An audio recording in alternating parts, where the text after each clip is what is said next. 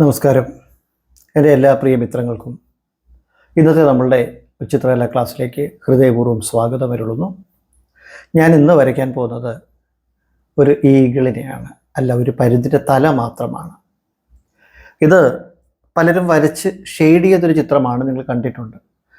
എന്നാൽ എങ്ങനെയാണ് pencil shading പഠിക്കുക എന്നുള്ളത് ഞാനിവിടെ വരച്ച് കാണിച്ചു തരാം. വരച്ച് ഷെയ്ഡ് ചെയ്ത് ഞാൻ നിങ്ങൾക്ക് വളരെ പതുക്കെ കാണിച്ചു തരാം.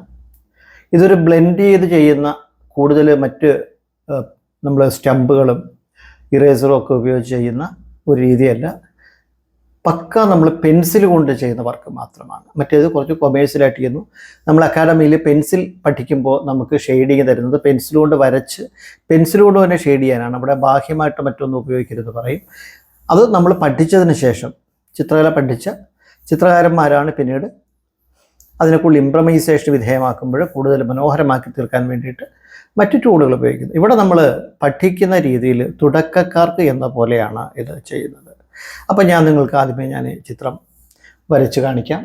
ഞാനത് ചിത്രം നോക്കിയാണ് വരയ്ക്കുന്ന. കാര്യം ഓൾറെഡി ഉള്ള ചിത്രമാണ് എങ്കിലും ഞാൻ നിങ്ങൾക്ക് ഇവിടെ ഇതാണ് കാണിക്കുന്നത്, പരുന്തിൻ്റെ തല. അത് വരച്ച് ഷെയ്ഡ് ചെയ്യാൻ നിങ്ങളെ പഠിപ്പിക്കുന്നു.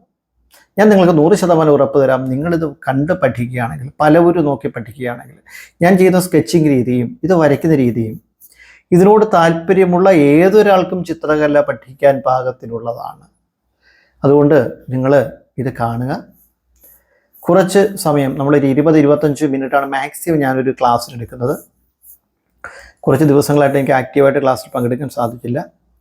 എന്നിരുന്നാലും ഇപ്പോഴും ഞാനിത് വരയ്ക്കുകയാണ്. നിങ്ങൾ നോക്കുക. ഇതിലെ ചുണ്ട് നമ്മൾ എത്രമാത്രം സോഫ്റ്റായിട്ട് മൃദുവായിട്ട് വരയ്ക്കാമോ അത്രയും മൃദുത്വത്തോടു കൂടി ഇത് വരയ്ക്കുക. ഓക്കെ, എന്നിട്ട് വേണം നമ്മൾ ചെയ്യാനായിട്ട്.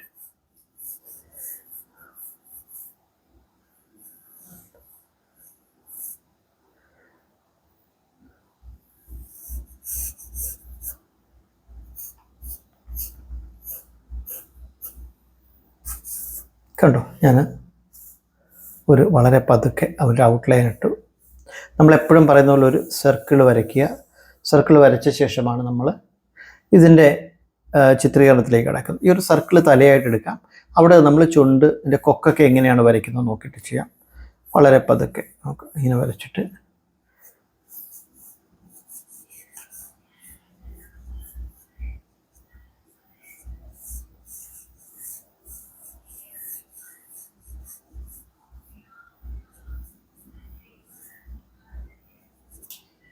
കണ്ടോ, പരുന്തിൻ്റെ കണ്ണുകൾ എത്രമാത്രം തീക്ഷ്ണമാണല്ലേ.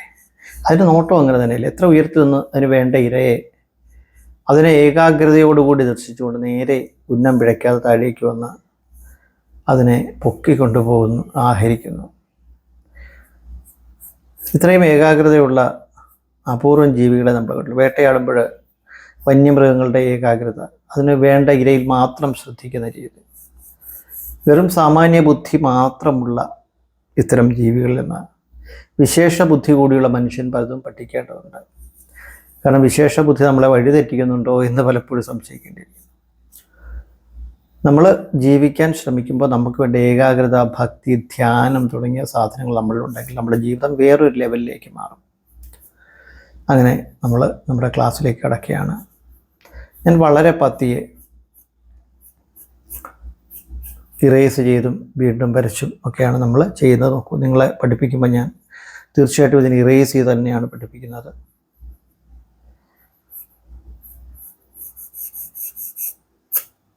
കണ്ടോ, സ്കെച്ചിട്ട് വളരെ പതുക്കെ ഇതിൻ്റെ കണ്ണുകൾ വരച്ചു. ഇവിടെ ബാക്കി ഡീറ്റെയിലൊക്കെ വരച്ചു. നമുക്കിനി ഇതൊന്നുകൂടെ ഒന്ന് മായ്ച്ചിട്ട്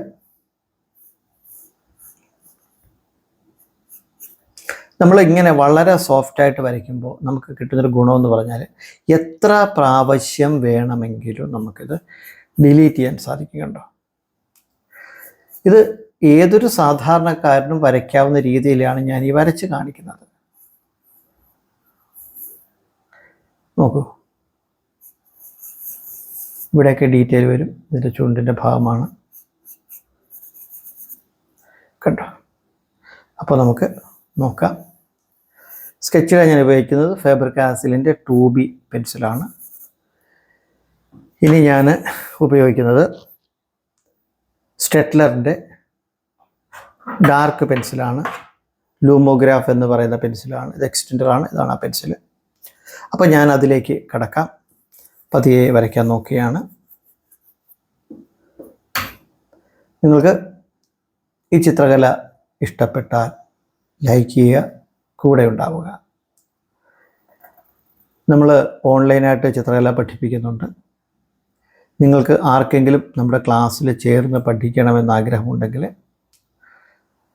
ഡിസ്ക്രിപ്ഷനിലും തമ്പനയിലും നമ്മൾ നമ്പർ കൊടുത്തിട്ടുണ്ട്. അതിൽ നിങ്ങൾക്ക് വിളിക്കാവുന്നതാണ്. കണ്ടോ, വരച്ചു. നമ്മൾ സ്കെച്ചിങ്ങിൽ നിന്ന് ബ്ലോക്കിങ്ങിൽ നിന്ന് കുറച്ച് വ്യത്യാസപ്പെടുത്തിയാണ് ഫൈനൽ വരെ വരയ്ക്കുന്നത്. നോക്കുക, ഇതിങ്ങനെ വരച്ചിട്ടുണ്ട്. ഇതൊക്കെ ഷെയ്ഡ് വരും.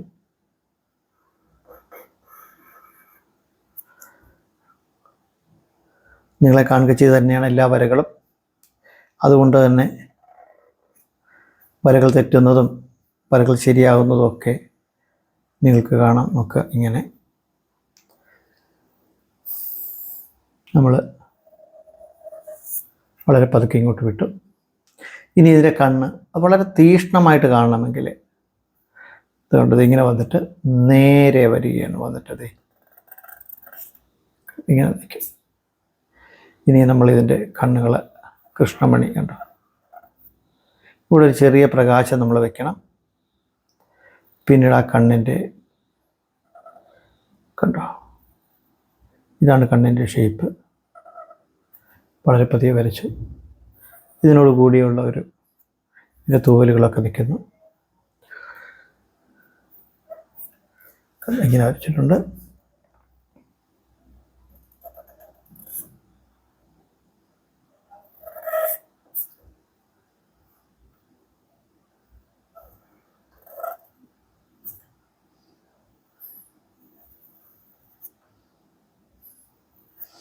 അലിഞ്ഞു പോയി. നോക്കുക, നമുക്കിനി മാറ്റം വേണമെങ്കിൽ നമ്മൾ വരയ്ക്കുന്ന മുറയ്ക്ക് തന്നെ ഇറേസ് ചെയ്തിട്ട് കാണിക്കാം. കേട്ടോ, ഇത് നമ്മൾ ചെയ്യുന്നത് ഇതിൻ്റെ ഷെയ്ഡിങ് ആണ്. ഞാൻ ഇവിടെ തൊട്ട് തുടങ്ങാം. കണ്ണിൻ്റെ ഭാഗം തൊട്ട് വളരെ സോഫ്റ്റായിട്ട്. ഇതാദ്യം പറയാം, ഞാൻ നന്നായിട്ട് ചിത്രകല പഠിച്ച് വരയ്ക്കുന്ന ചിത്രകാരന്മാർക്ക് വേണ്ടിയിട്ടല്ല, മറിച്ച് ചിത്രകലയെ ആസ്വദിക്കുന്ന തുടക്കക്കാർക്ക് വേണ്ടിയിട്ടാണ് ഈ വരകളെ പറയുന്നത്. കേട്ടോ, ഈ വരകൾ വരയ്ക്കുമ്പോൾ എങ്ങനെയാണോ ആ കണ്ണിൻ്റെ അടയാളം കൊണ്ട് അങ്ങനെ തന്നെ വരയ്ക്കണം. ഇനി ഇവിടെയൊക്കെ വരയ്ക്കുമ്പോൾ നമ്മുടേതായ രീതിയിൽ നമ്മളിതിനെ കണ്ടോ,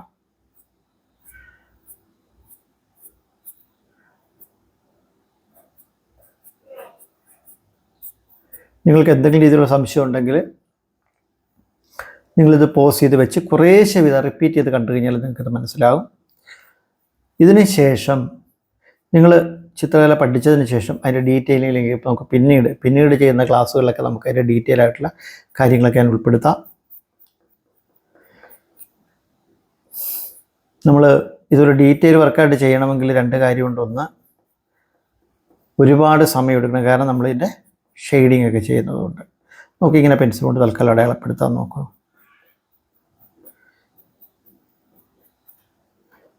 ഇനി നമ്മളിവിടെയൊക്കെ ഇത് വളരെ സിമ്പിളായിട്ട് തോന്നില്ല നിങ്ങൾക്ക്?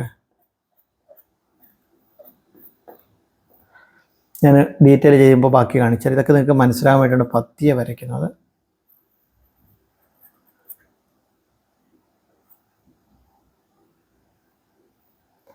ഇവിടെ ഒരു മടക്കുണ്ടിങ്ങനെ നോക്കുക. ഇത് വരുന്നുണ്ട്. ഇവിടെയൊക്കെ ഇപ്പോൾ ഷെയ്ഡ് വരുന്ന ഭാഗങ്ങളൊക്കെ ഞാനിങ്ങനെ പതുക്കെ ഒന്ന് ഷെയ്ഡ് ചെയ്ത് കാണിക്കാം.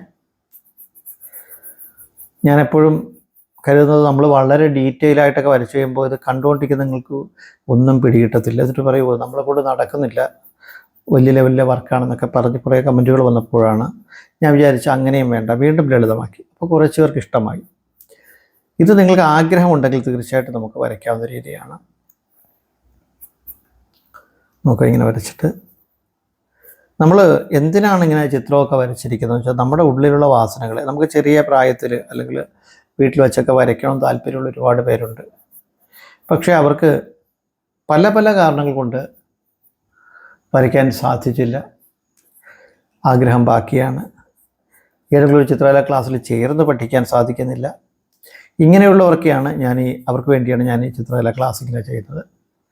അതല്ല, സമയമുണ്ട്, റെഗുലർ ക്ലാസ്സിൽ ചേർന്ന് പഠിക്കണം, തീർച്ചയായിട്ടും നമ്മളെ കോൺടാക്ട് ചെയ്യാം. നിങ്ങളുടെ അഭിരുചിക്കനുസരിച്ച്, നിങ്ങളുടെ സമയത്തിനനുസരിച്ച്, നിങ്ങളുടെ താല്പര്യത്തിനനുസരിച്ച്, നിങ്ങളുടെ സാമ്പത്തികത്തിനനുസരിച്ചൊക്കെ വേണമെങ്കിൽ നമുക്ക് ക്ലാസ്സുകൾ ഡിസൈൻ ചെയ്യുന്നുണ്ട്. പിന്നെ ഞാൻ 25 വർഷത്തിലേറെ, 25 30 വർഷം എന്തെങ്കിലും പറയാം, ചിത്രകല പഠിപ്പിക്കുകയും ചിത്രകല പഠിക്കുകയും അതിനു മുൻപ് തന്നെ ഇപ്പോഴും ജീവിക്കുന്നത് കൂടെ സഞ്ചരിക്കുന്ന ചിത്രകലയോടൊപ്പമാണ്. മറ്റ് ഒന്നുമല്ല നമ്മൾ ചെയ്യുന്നത്. ചിത്രകലാ ക്ലാസ്സുകൾ നടത്തുന്നു, വർഷങ്ങളായിട്ട് തന്നെ ക്ലാസ്സുകൾ നടത്തുന്നു. മലയാളത്തിൽ ഒട്ടുമുക്കാലും മാഗസിനുകളിലൊക്കെ ഫ്രീലാൻസായിട്ട് വരച്ചിട്ടുണ്ട്. ഡൽഹിയിൽ ചിത്രകല അഭ്യസനത്തിന് ശേഷം ഞാൻ അവിടെ തന്നെ കുറേ മാഗസിനുകൾക്ക് വേണ്ടി വരച്ചു. പിന്നീട് നാട്ടിൽ നമ്മൾ ഇനി കുറച്ചു കാലം കുട്ടികളൊക്കെ പഠിപ്പിച്ചിട്ട് ജീവിക്കാമെന്നൊരു ജോലിയൊക്കെ മാറ്റിവെച്ചു. ഇതിന് ഉപജീവന മാർഗമായി എടുക്കുന്നു. അങ്ങനെയാണ് നമ്മുടെ ഒരു ബാക്ക്ഗ്രൗണ്ട് എന്ന് പറയുന്നത്. ഇവിടെ നിങ്ങളോടൊപ്പം സഞ്ചരിച്ചു കഴിയുമ്പോൾ നമുക്ക് മനസ്സിലായി എങ്ങനെയൊക്കെയാണ് പഠിപ്പിക്കേണ്ടത്, എങ്ങനെ പഠിപ്പിച്ചാലാണ് മനസ്സിലാവുന്നത്. ഇത് കുട്ടികൾക്കൊപ്പം നിന്ന് പഠിപ്പിച്ചപ്പോൾ നമുക്ക് കിട്ടിയ അറിവുകളാണ് പിന്നീടുള്ള നമ്മുടെ ക്ലാസ്സുകൾക്ക് ഉപകാരപ്പെട്ടത്. അവർക്കുണ്ടാകുന്ന സംശയങ്ങൾ അതെങ്ങനെ ദൂരീകരിക്കാം എന്നുള്ള ചിന്ത. അങ്ങനെ അനേകം കുട്ടികളെ പഠിപ്പിക്കാൻ ഭാഗ്യം സിദ്ധിച്ച, ഇപ്പോഴും ചിത്രകല പഠിച്ചുകൊണ്ടിരിക്കുന്ന ഒരു ആളെന്ന രീതിയിൽ നമ്മുടെ ചിത്രകലാ ക്ലാസ്സുകൾ പഠിക്കുന്ന കുട്ടികൾക്ക് തന്നെ വളരെ ഗുണകരമായി മാറുന്നു എന്നവർ പറയുന്നത്.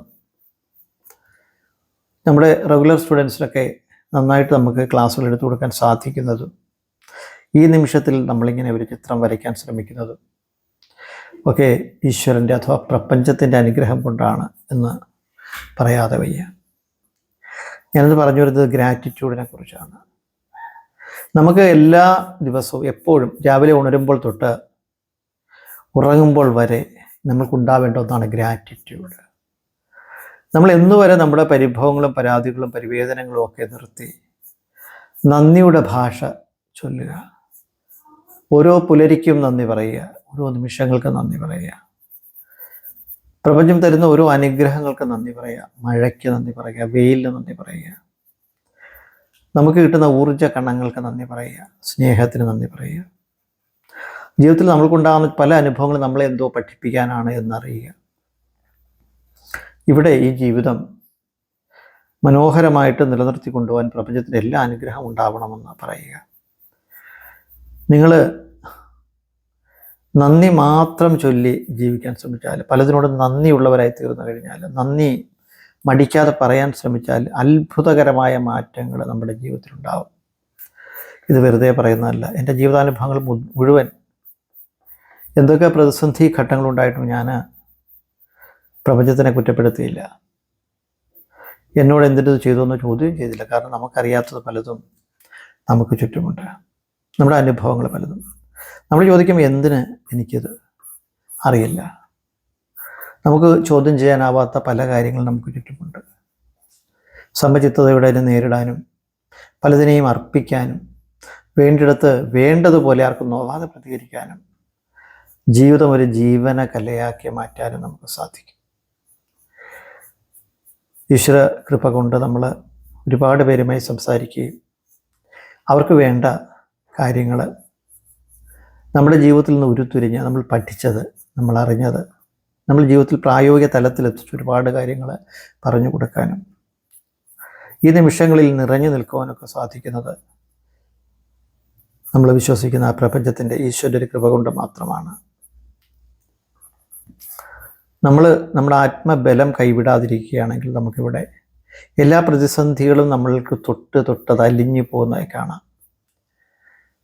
ഇപ്പോൾ നമ്മൾ പ്രപഞ്ചത്തിന് നന്ദി പറഞ്ഞുകൊണ്ട്, പ്രപഞ്ചത്തോട് ചേർന്ന് നിന്നുകൊണ്ട് ജീവിക്കുകയാണെങ്കിൽ നമുക്ക് പരാതികളും പരിഭവങ്ങളും ഒക്കെ പതുക്കെ ഇല്ലാതാവും.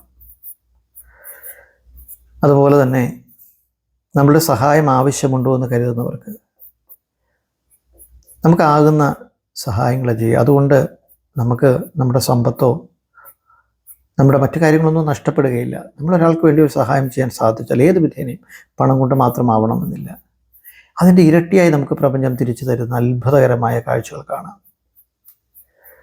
ജീവിതത്തിലെ അത്ഭുതകരമായ അനുഭവങ്ങളും അല്ലെങ്കിൽ സാമാന്യ യുക്തി കൊണ്ട് വിശദീകരിക്കാനാവാത്ത ഒരുപാട് അനുഭവങ്ങളിലൂടെ കടന്നുപോയിക്കൊണ്ടാണ് ഞാനൊക്കെ ഇന്നിവിടെ നിൽക്കുന്നത്. അതുകൊണ്ട് തന്നെ നമ്മുടെ വാക്കിന് അനുഭവത്തിൻ്റെ നിറനിലാവുണ്ട്. ആ നിലാവെളിച്ചത്തിൽ നിന്നുകൊണ്ടാണ് നമ്മൾ പറയുന്നത്. നമ്മൾ ഏതെങ്കിലുമൊക്കെ ക്ഷേത്രത്തിൽ അല്ലെങ്കിൽ ആരാധനാലയങ്ങളിൽ ഒക്കെ പോയിട്ട് ദുരിതങ്ങളെക്കുറിച്ച് മാത്രം സംസാരിച്ചുകൊണ്ടിരിക്കും. എൻ്റെ ദുരിതം മാറ്റണം, എൻ്റെ വേദന മാറ്റണം, കഷ്ടകാലം മാറ്റണം എന്നൊക്കെ. മറിച്ച് ഐശ്വര്യത്തിനെക്കുറിച്ച്, ഭാഗ്യത്തിനെക്കുറിച്ച്, കൂടുതൽ എനിക്ക് ഐശ്വര്യം തരണം, കൂടുതൽ ആരോഗ്യം തരണം, സമ്പൽ സമൃദ്ധി എന്ന രീതിയിൽ വളരെ പോസിറ്റീവായിട്ട് നമ്മൾ നിൽക്കുക. കിട്ടിയതിനൊക്കെ നന്ദി പറയുക. അങ്ങനെ ഏറ്റവും പോസിറ്റീവായ പ്രാർത്ഥനയും ഗ്രാറ്റിറ്റ്യൂഡും ഒക്കെ ഉണ്ടെങ്കിൽ നമ്മുടെ ജീവിതത്തിൽ ഉറപ്പ് തരാം അത്ഭുതകരമായ മാറ്റങ്ങൾ. നിങ്ങൾക്ക് നോവുന്നെങ്കിൽ നിങ്ങളെ തേടി ഒരാൾ വരും നിങ്ങളെ മനസ്സിനെ തുറപ്പിക്കാൻ. നിങ്ങളുടെ കണ്ണുകൾ നിറയുകയാണെങ്കിൽ അത് ഉപ്പാൻ ഒരാൾ വരും, കാറ്റായി, പ്രണയമായി, ജീവിതമായൊക്കെ. അതിന് നമ്മൾ മറ്റുള്ളവരോടൊക്കെ കടപ്പെട്ടിരിക്കുക. പ്രപഞ്ചത്തിനോട് പരാതി പറയാതെ നന്ദി പറയുക. കഴിഞ്ഞ ദിവസം ഞാൻ ഒരു ക്ഷേത്രത്തിൽ തൊഴുത് മടങ്ങുമ്പോൾ എന്നെ പരിചയമുള്ളൊരമ്മ പറഞ്ഞു, മോനെ, കുറേ സങ്കടങ്ങളുണ്ട്, ഭഗവാനോട് പറഞ്ഞിട്ടും അതിനൊരു പരിഹാരമാവുന്നില്ല. ഞാൻ അമ്മയോട് കുറേ കാര്യങ്ങൾ പറഞ്ഞു. അതിനുശേഷം പറഞ്ഞു, നമ്മൾ പൂജാപുഷ്പങ്ങൾ ഭഗവത്പാദങ്ങളിൽ അർപ്പിക്കുന്നത് പോലെ കുറച്ച് സങ്കടങ്ങളും കണ്ണീരും ഒക്കെ ഉണ്ടെങ്കിൽ ഇങ്ങോട്ട് വന്നിട്ട് അതെല്ലാം നിങ്ങൾ പ്രാർത്ഥിക്കുന്ന ഈശ്വരൻ്റെ കാൽക്കൽ അർപ്പിച്ചിട്ട് അവിടെ കൊടുത്തിട്ട് പോരണം. എന്നിട്ട് പറയണം, ഒക്കെയും നിന്നിലാണ്, എല്ലാം ഞാൻ നിന്നിൽ അർപ്പിച്ചിരിക്കുന്നു. പലപ്പോഴും നമ്മൾ കുറേ പരിഭവങ്ങളും പരാതികളും കണ്ണീരും ഒക്കെ നേദിച്ചിട്ട് അതുമായിട്ട് തന്നെയാണ് തിരിച്ചു പോരുന്നത്. അങ്ങനെയല്ല, നമ്മളെല്ലാം ഭഗവത് പാദങ്ങൾ അർപ്പിച്ചുകൊണ്ട് ഞാനെന്ന ഭാവം തോന്നാതെ ഒക്കെ നിൽക്കുകയാണെങ്കിൽ വലിയ കാറ്റിൽ മരങ്ങളിങ്ങനെ വഴങ്ങിക്കൊടുക്കും, അല്ലെങ്കിൽ അത് ഒടിഞ്ഞു പോകും എന്ന് പറയുന്ന പോലെ പ്രാപഞ്ചികമായ എല്ലാ താല്പര്യങ്ങൾക്കും നമ്മൾ നന്മ ചെയ്തുകൊണ്ട്, നല്ലത് ചെയ്തുകൊണ്ട്, നല്ല ഭാവത്തിൽ ഇവിടെ നിലനിൽക്കുന്ന നിമിഷങ്ങൾക്ക് നന്ദി പറയുക. നമ്മളെ തേടിയെത്തുന്ന അനുഗ്രഹങ്ങൾക്ക് നന്ദി പറയുക. നമ്മൾക്ക് ഒരാൾക്ക് അനുഗ്രഹമാവാൻ സാധിച്ചാൽ അതിനും നന്ദി പറയുക. നമ്മുടെ മുന്നിലെത്തുന്ന സകല ജീവജാലങ്ങൾക്കും അതിലൊരു പ്രാണൻ അടങ്ങിയിട്ടുണ്ടെന്ന്, ഒരു ജീവാംശമുണ്ടെന്ന് അറിഞ്ഞുകൊണ്ട് അവരുടെ കണ്ണുകളിലെ ദൈന്യത കണ്ടാൽ അതിൽ നിന്ന് മുഖം തിരിക്കാതെ നമുക്ക് ചെയ്യാവുന്ന നല്ലതൊക്കെ ചെയ്ത് നമുക്ക് ഈ പ്രപഞ്ചത്തിൽ ശിഷ്ടകാലം ജീവിക്കാനായാൽ അതുതന്നെയാണ് നമ്മുടെ ജീവിതത്തിലെ ഏറ്റവും വലിയ പുണ്യം. നിങ്ങൾക്ക് എൻ്റെ ഈ വര ഇഷ്ടമായെങ്കിൽ നിങ്ങൾക്ക് മ്യൂട്ട് ചെയ്ത് വെച്ച് കാണാനാണ് ആഗ്രഹമെങ്കിൽ അങ്ങനെയും കാണാം. ഞാൻ ഈ പറഞ്ഞത് ആഗ്രഹിക്കുന്ന കുറേ പേർക്ക് വേണ്ടിയിട്ടാണ്. ചിലർക്കെങ്കിലും ഇത് വാക്ക് വേണ്ടാന്ന് തോന്നിയാൽ നിശ്ചയമായും നിങ്ങൾ മ്യൂട്ട് ചെയ്ത് വെച്ച് കാണണം. പക്ഷേ നിങ്ങൾക്കുള്ള ചിത്രകല ഇവിടെയുണ്ട്. ഇനി ചിത്രകല വേണ്ടെങ്കിൽ കണ്ണടച്ചിരുന്ന് വാക്ക് കേൾക്കാം, അതും ഇവിടെയുണ്ട്. അങ്ങനെ ഒരു ചെറിയ ചിത്രം, ഒരുപാട് ഡീറ്റെയിലിംഗ് ഒന്നും ചെയ്തിട്ടില്ല, ഒരുപാട് ഡാർക്കും കൊടുത്തിട്ടില്ല, വളരെ പതുക്കെ. നിങ്ങൾക്ക് ഗ്രഹിക്കാനാവാത്തതായിട്ടൊന്നും ചെയ്തിട്ടുമില്ല എങ്കിൽ ഇത്രയെങ്കിലും വരയ്ക്കാതെ പറ്റില്ല, അതുകൊണ്ടാണ്. അപ്പോൾ നിങ്ങൾക്ക് എൻ്റെ ഈ ചിത്രകല ക്ലാസ് ഇഷ്ടമായെങ്കിൽ കൂടെ ഉണ്ടാവുക. സബ്സ്ക്രൈബ് ചെയ്തിട്ടില്ല എങ്കിൽ, ഇഷ്ടമായെങ്കിൽ സബ്സ്ക്രൈബ് ചെയ്യുക. ചിത്രകല ചേർന്ന് പഠിക്കണമെന്ന് ആഗ്രഹമുള്ളവർക്ക് റെഫർ ചെയ്യുക. ഇനി ഷെയ്ഡിങ്ങിൻ്റെയും കുറച്ചുകൂടി മനോഹരമായ രീതിയിൽ ചിത്രം വരയ്ക്കുന്നതിൻ്റെയും ക്ലാസ്സുകളായിരിക്കും മുന്നോട്ട് വരുന്നത്. അതിനുശേഷം നമ്മൾ വാട്ടർ കളർ ക്ലാസ് തുടങ്ങും. നിങ്ങൾ മുടങ്ങാതെ ഫോളോ ചെയ്യുകയാണെങ്കിൽ നിങ്ങൾക്ക് വേണ്ടിയുള്ളതാണ് ഓരോ വരെയും. അങ്ങനെ യാതൊരു എഡിറ്റിങ്ങും ഇല്ലാതെ എങ്ങനെയാണോ വരയ്ക്കുന്നത് അങ്ങനെ തന്നെ. ഇതിലെ തെറ്റുകളും ശരികളും നിങ്ങളുടെ പാദങ്ങളിൽ ഞാൻ സമർപ്പിക്കുന്നു, ഈ വാക്കും. എന്തായാലും ക്രിസ്മസ് വരികയാണ്. ഓരോ ക്രിസ്മസും ആഘോഷിക്കാൻ നമ്മളിവിടെ ഉണ്ട്, നന്ദി പറയണം. പുതുവത്സരം വരികയാണ്. നമ്മൾ കൂടി കടന്നു പോകുന്ന ഈ ധന്യ നിമിഷങ്ങൾക്ക് നമുക്കൊപ്പം ആഘോഷിക്കപ്പെടുന്ന പ്രപഞ്ചത്തിൻ്റെ ഓരോ അണുവിനെയും ചേർത്ത് പിടിച്ചുകൊണ്ട് ഈ പ്രപഞ്ചത്തോട് നന്ദി പറഞ്ഞുകൊണ്ട് എല്ലാവർക്കും ഒരു ക്രിസ്മസ് പുതുവത്സര ആശംസകൾ ഞാൻ ഇപ്പോഴേ നേരുന്നു. നിങ്ങൾക്ക് വേണ്ടി അടുത്ത ചിത്രവുമായി വരാം. വളരെ സിമ്പിളായിട്ടാണ് ഞാനിത് വരച്ചത്, ഒരു ഡീറ്റെയിലിങ്ങും ഇല്ല കൂടുതലായിട്ട്. നോക്കൂ, അപ്പോൾ ഇത്രയും സിമ്പിളായിട്ട് കാണിച്ചതുകൊണ്ട് ഇതിൽ നിന്ന് പഠിച്ചിട്ട് നിങ്ങൾ അടുത്ത ലെവലിലേക്ക് പോകണം. ഈ റെഫറൻസ് നമുക്ക് യൂട്യൂബിലും ഗൂഗിളിലൊക്കെ കിട്ടുമല്ലോ. അപ്പോൾ അവിടെ നിന്ന് എടുത്തിട്ട് നിങ്ങളിതുപോലെ ചിത്രം വരയ്ക്കുക. ലളിതമായ ചിത്രം നിങ്ങൾക്ക് ഇഷ്ടമായി എന്ന് ഞാൻ കരുതുന്നു. നിങ്ങളുടെ വിലയേറിയ അഭിപ്രായങ്ങൾ അറിയിക്കൊപ്പം നമുക്കൊപ്പം ഉണ്ടാവുക. അടുത്ത ചിത്രവുമായി ഏറ്റവും അടുത്ത സമയത്ത് കാണാം. ഒരുപാട് ഒരുപാട് ഒരുപാട് ഇഷ്ടം. നന്ദി.